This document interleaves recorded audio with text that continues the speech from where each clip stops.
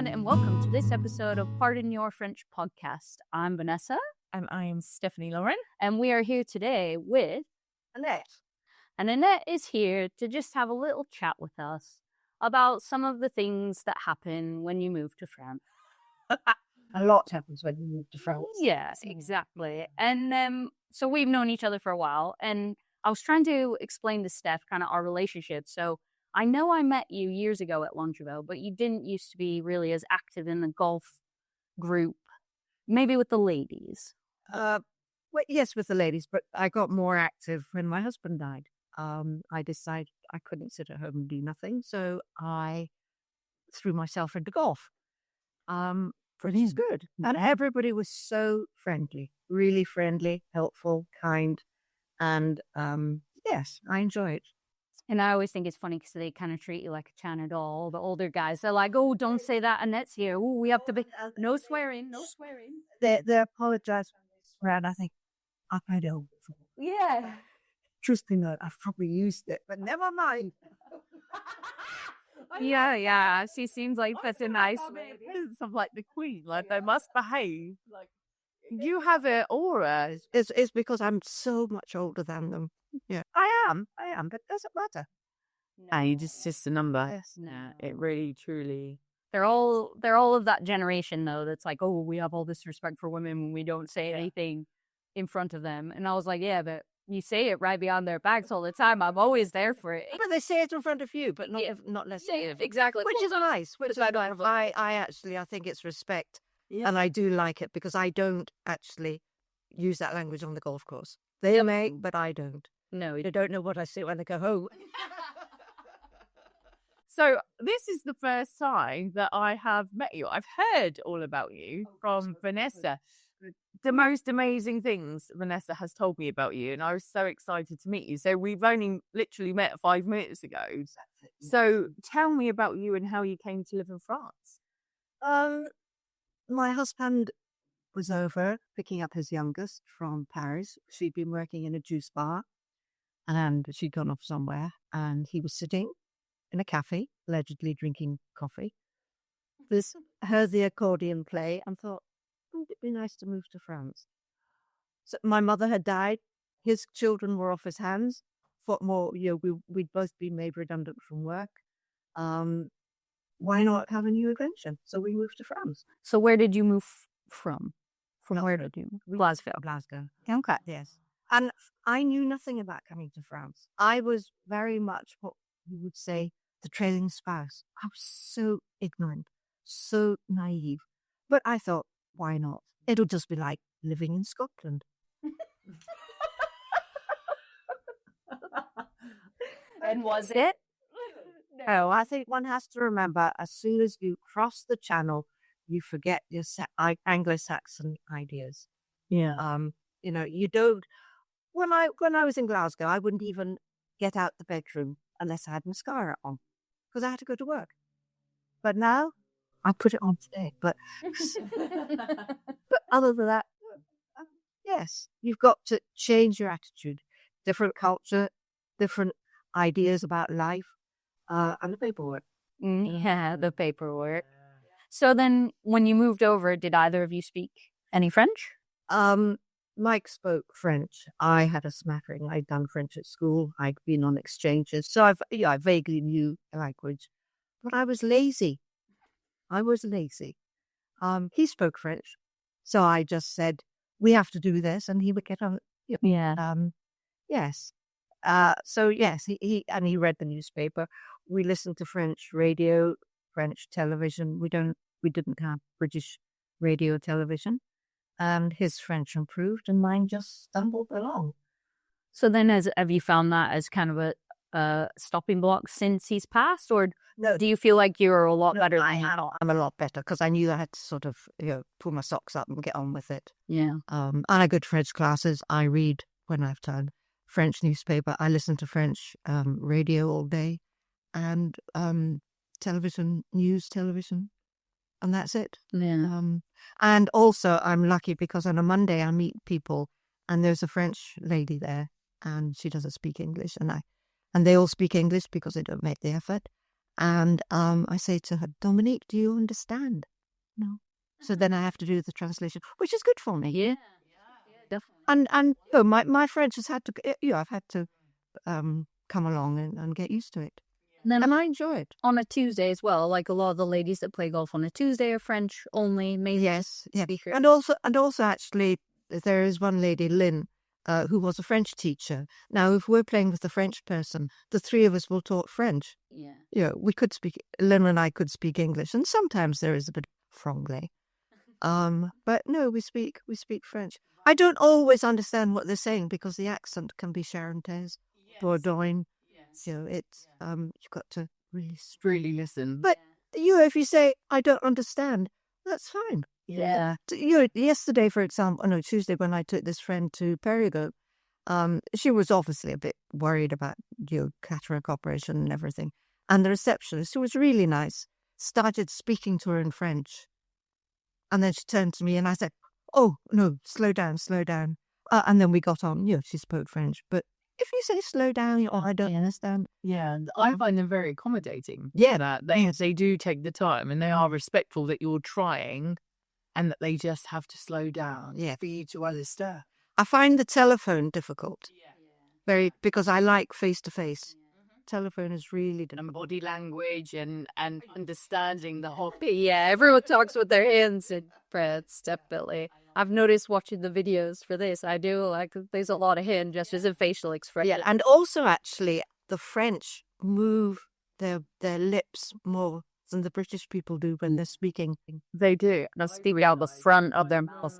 Yeah, yes, because there are several words I can't sing, like poo and poo, sweater or a chicken. Matilda. That's so common for me as well. I always think I'm ordering a splitter. I put it down fancy. I mumble and I always feel I'm talking and ordering a sweater in a boulangerie. I just say, like, in Monty Python and the Holy Grail, when they're at the castle, of course I am French. I'm like, just speak with your best Monty Python French accent. Yes. Like really go for it. It seems to work. Yes. But what always throws me is I go in there and I'm maybe saying something French, even if I say bonjour, and they'll speak to you in English, and I think, yeah, you're trying. You're like, come on. I already said bonjour. How did you know it was English? Yeah. Oh, they know. They know. So you live in not far from Longevo. Yeah, they are when it's from Longevo. And I love the fact that you play golf, Annette. You do? Yeah, I do. Well, being a Scot, I played golf everywhere. Well, no, my parents played golf, and I was dragged around a golf course, and I hated golf. I loathed it, but I had to do it. And you won't find any excuse not to play golf. But it was, that's what it was. And then when I worked, I didn't play all that much golf because work got in the way. And then when I moved here, I didn't play until I moved to Montignac 15 years ago, 16, 17 years ago. And a friend in the village who was a Scot said, "Annette, come and play golf." And I thought, okay, fine. So I used to play on a Tuesday with the ladies. Yeah. Just once a week. And then, as I say, when Mike died, I just threw myself into it. And I love it. And the handicap's gone down. Yeah. She's a good golfer. I mean, I know nothing about golf. Like, Vanessa is the first person that I've ever met. Oh, but she's great. She's lovely to play golf with. Obviously, Spain went well for me, but I was disappointed in the round when we played together. One, because we played with my husband, and that doesn't ever go well for me. But two, because we were playing from separate tees. And so, like, the camaraderie of the guys, they're all waiting to play their shot on the same tee, and we were waiting, but she was playing from a tee that was farther in front than I was. And so it wasn't as sociable, especially because she was on I had my buggy. her single buggy. My mobility scooter. Oh, I love it. It was so dangerous. She was, like, peeling out in it. At one point, she, like, pulled up to a tee and turned, and it went, and the whole back end came flying out. It was a crazy three-wheeler. So, no, it was good. Wow. Yes. It was I enjoyed Spain. I enjoyed it a lot. Yeah. I really enjoyed it. But what an experience to drive yourself to Spain In a brand new car with all the bells and whistles. Oh, yeah. Tell me about your new car. I love cars. She didn't know anything about it. With lots of buttons. I ordered a new car in February, and they said it'd be ready at the end of August. That's fine. Wow. I went at the end of August and I said, "Where's my motor car?" And I was told, "Oh yes, Madam Tosh, it'll be there. Beginning of September, it'll be there." Okay, fine. So I went up beginning of September and I said, "Where's my new motor car?" "Ah, Madam Tosh, it's not been manufactured." "Ah, oh, so when am I going to get it?" "Well, maybe December." So I said, "Well, that's not good enough. What are you going to do about it?" So they had to go away and think about it. And they said, "We'll give you a demonstration model." I said, "Yes." Oh, God, I hope they don't see this. We don't know what car company it is yet. No. I said, "Yes, because I like that car. And it's better." So I said, "Okay, that's fine. When can I get it?" 1st of October. Fine. "Ah, no, you can't get it till the 2nd of October. I said, "Well, I've got to get it the 2nd of October because I'm going to Spain." I got a message, 9 o'clock, 2nd of October, come and pick your car up. So I went and picked my car up and I got it. I was on the road back home by 10 o'clock, packed my car up and I was on the road down to Spain at 4:30. Yeah. No joke. No joke. Yeah. Yeah. No joke. And I thought, oh God, I better fill up with petrol. That's amazing. Yeah. I've never had luck with cars since I've moved here, but that will change one day. And how long have you been here? 5 years on the 9th of December. Yeah, I still feel like a newbie though. I feel fresh off the boat. Yeah, you never really not become a newbie. Sort of. Really? Yeah, because you don't, I don't know whether you found this, but you don't really get to know the French. Yeah, I don't think. I've only got 2 that take me for who I am. Warts and all. Yeah, but because they're very sort of family orientated. Yes, they are. And they stick together. And the fact that a new person is coming into their environment, they're not being unfriendly. It's just that they have different ideas from us. Yeah, I think they're very, like they have bubbles, don't they? And not cliques, but like my family can associate with your family and we make a bigger family and then we can invite these friends over. But I think, I think the family values are a lot stronger. Yes. Here and the investment in the children. And also the fact that, we live in the country, so it's country folk you're mixing with, and they probably lived in that area for generations. Yeah. They don't move. French people don't really move that much. Yeah. And they don't even move on holiday. They stay in France. Yeah. They go to campsites. Yeah. Which is lovely. I found that because normally English people, when it's like holiday season, they're like, I'm off to Tenerife or Portugal or France. Well, you would if the weather was in the UK. Yeah, but French people July rain in Glasgow. do travel around France. And I was like, that's amazing. To want to holiday in your own country speaks volumes. But France is a big place. Yeah. They do have like everything but desert.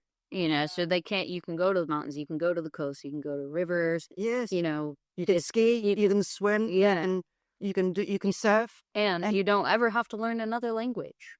So yes, that's part of the downsides. Brits go anywhere because so many other countries embrace the idea of speaking English, and France is just one of those countries that really doesn't. Yeah, there are people. Don't get me wrong. Like you say at the grocery store, when you say bonjour, they're saying hello because they want to work on their English.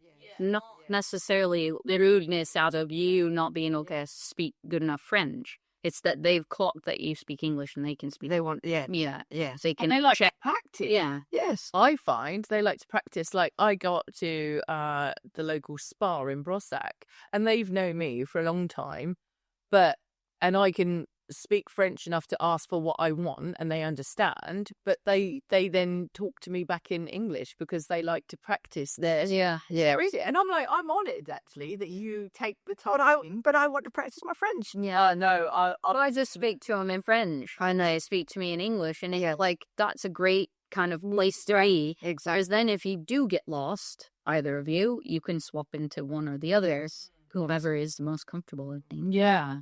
But I think you've got to make the effort. And I think it's unfortunate. A lot of people, a lot of Brits don't make the effort. Yeah.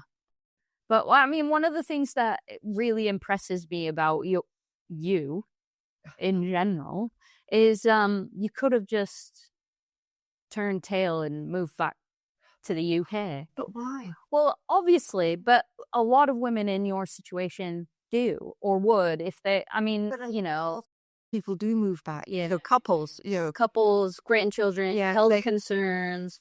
well, yes, but they say they don't want to get sick in French. And they go back, because of the grandchildren. I'm sorry, grandchildren grow up and have their own lives. Yeah. So let them get on with it. You've got your life. But then was Mike cremated or buried in France, or did you go back to the No, I cremated him. Oh, no, I had him cremated. but this is it. So And he's in the graveyard in Montaigne. you have to go through all of that Yeah. in French. Did you have somebody help you? Did you have friends that stepped in, or I have some good friends. But I thought, no, you've got to get on and do it yourself. yeah, It's actually quite good. It's good for you. It's good for you. You're right. You're yeah. completely right. But I would say it takes a brave person. No, because you're so taken up with everything yeah. that you think this is what I've got to do. I didn't even actually, I have to confess, didn't even ask him if he wanted to be cremated, but anyway, he was. But there were funny things that you have to laugh about. I was taken to the the crematorium, and I knew where it was. It was Bergerac. Yeah, Bergerac. So I went with friends, and they on the sat nav, and we turned up at this. What we thought was the crematorium.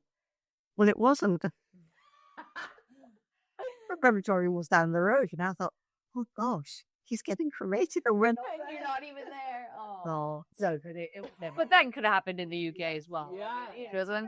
How often do you go? Or you're like, oh, I frequent this one. Because they do it like, I don't know what the term is, but when somebody does pass, from the time then somebody is buried or cremated, it's quite quick, isn't it? Oh yes, It's much faster here. It has to be within about 6 days. Yeah. Whereas in the UK, it's always 2 weeks, isn't it, before they're entered? Yeah. Wow. But I did say to the undertaker, he said, I think it was a Friday. He said, well, that's the funeral, the Thursday. I said, no, you can't, because I've got to get people from Scotland. Yeah. The kids have got to come. Yeah. So he did. He did that. He was able to adjust it a bit. Wow. But it was fine. Maybe it's my attitude, but you've just got to get on. It happens. We're all going to die sometime. So just get on with it. I'm great at it. Honestly, you are. You're a star. Do you know the difference? Because you don't overthink anything. You just take action. Not always. I do sometimes overthink. I do put things off. Oh, yeah. But then I think The little things. Then I think, shit myself. Yeah, that have a word with yourself. Yeah, because I think my generation are so used to overthinking or complicating everything, and we think we've all got to have our ducks lined in a row before we can take action. But I think when I moved here, I just went, oh, I just got to throw myself in, be prepared to look like a fool and feel embarrassed and shamed. Well, that's not life as well. And like you said, they're pushing you on 6 days. It's like, deal with it. You don't get to just sit back and be like, oh, wallow. You have to sort it out. Yeah. And then, like you said, you've got stepchildren. So he had children. He had 3, yeah. And you don't have, so when he passed, the inheritance situation was also complicated for you, I imagine. As far as like, you woke up one day and didn't have half your money anymore or something. Well, no, it didn't happen that way. Oh, okay. Because you were proactive. It happened that way, proactive. Yes. No, I still had, because we have assurance fees. Oh, okay. And when I go, it goes to the kids. Oh, okay. So because a lot of people get really confused about French inheritance tax and laws, and a lot of English move here and don't realise the implications that it is for the spouse who's left behind. And then a lot of them get into deep water because they go, what do you mean the children own my house and I can't live here? I have to sell and move out or give them that's a minefield. It is. Within itself. I mean, the children own circle. I own half the house and a quarter of Mike's share. Yeah. He's got 3 kids and they have a third. Yeah. And there has never been any question as to who, I continue to look at. Yeah. Yeah. But you have a good relationship with them. I do. Yeah. And none of them are in a situation where they're in dire need of acquiring that property for money. You've got well, I love that. I love that. It's just like, whatever. Honestly, so before I moved out, when I was younger, I lived with my nan. And she was my best friend. And she used to have me in hysterics every single day because she was born, like my granddad used to play professional football. She was like one of the first, I don't know if you call them wags now, but so she had a certain lifestyle and they would go to the Savoy on a Sunday for like a champagne breakfast. And she lived her life and the children had to like learn to live theirs. And that inspired me completely because I'm like, you've got it so right. I myself have got it so wrong because I live my life for my child. I make sure my child's okay. Yes. He's, settled or this is not a problem before I can go, maybe there's a little crumb left for me, but I need to change that. He's still young though. I mean, there's going to be a point where you're like, go live your life. No, but there's going to be a point, when he will get a girlfriend, maybe a wife or whatever. Yeah. And you just have to let the reins go. Yeah, but I want to get to that point now. He's 11. Give him a break. No, I think and give yourself a break. Give yourself a break. It's a lot I find to be at peace sometimes with like life and the way things are, but you just totally like I've got it down. No, because there are things I worry about, burst pipes or tiles falling off. Yeah, with the storm that happened yesterday, did you have any damage? No, I was out here holding on to my canopies and for dear life going, please don't break because I need you next year. I'm very fortunate because it's a new house I live in and it was Steve Barter. He built it. And we had a storm, a few years ago. And Steve, actually, because he's built a lot of houses in Montignac, he came around and he checked all the roofs. Yeah. And it's great. People are kind. They are people. I think they are. You get the odd one, but in general, I am really impressed actually with the community and people that are here. The expat community, yes. Because we've all, we're all in the same boat. We all got to pull together. Yeah, and you've done a really great job of building up your network as well. I mean, you're the social butterfly, and realistically, you're going out all the time. Shallow as a puddle. Oh. You're going out all the time. You've always got social engagement. Yes, well, yeah. As important. Yeah, but it is, and it builds your network as well. So, if something did happen, if you had a burst pipe, there are people you could call to find somebody to help you if you don't know someone directly. I phoned Gendron, the plumbers, and I said, Isabel, I have a problem. We Madam Tosh, okay. Wow. Yes, it's a local plumbers in. Yeah. That they know you. I think that's the important. I love it when the fact that you help support local businesses. Oh, I do. Yes, I'm a great believer in that. Oh, since you moved here, have you always lived in Montignac? No, Did you? No. So you lived in... The first house was in Polignac. Oh, yeah? Yes. Yeah, we were there for 18 months.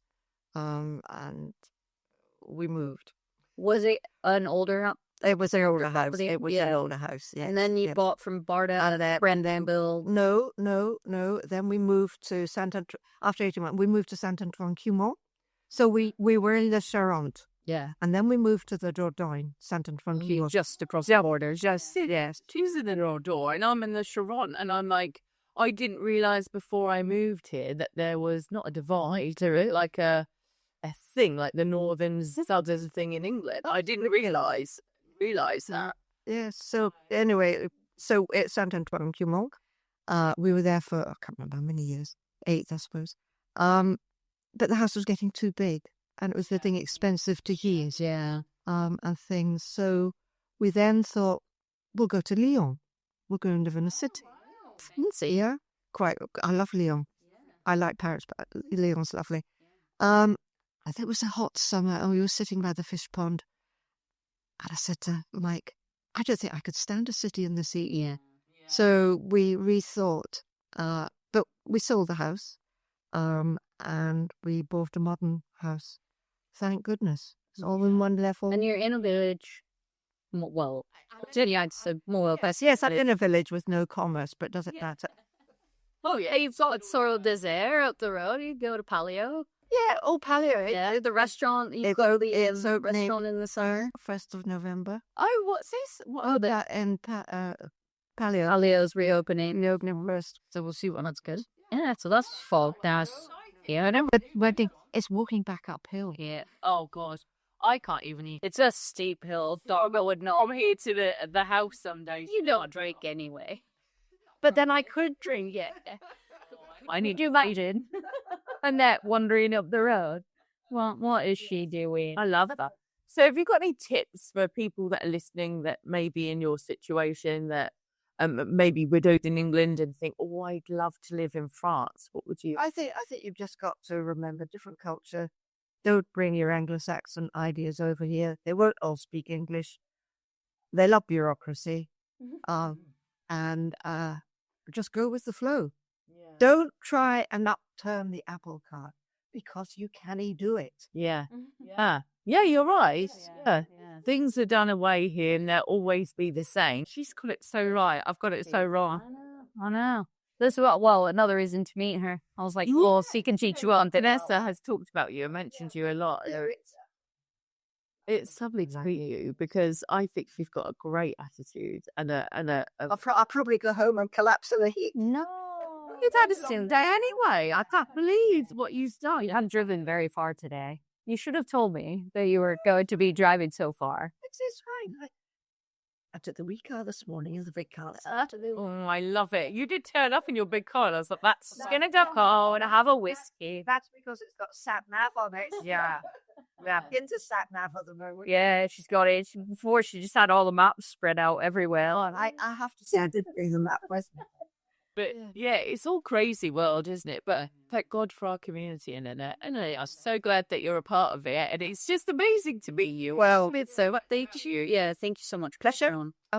Well, thank you for listening to this episode of Pardon Your French podcast, sponsored by Coppercock Distillery. We'd like to thank Annette for coming on the show. My pleasure. Very, very kind of you. And I guess we're going to turn off the camera and just keep gassing for a little while. Yeah, probably. That happens every week. Yeah, thank you for listening. Thank you for watching. See you next time. Bye.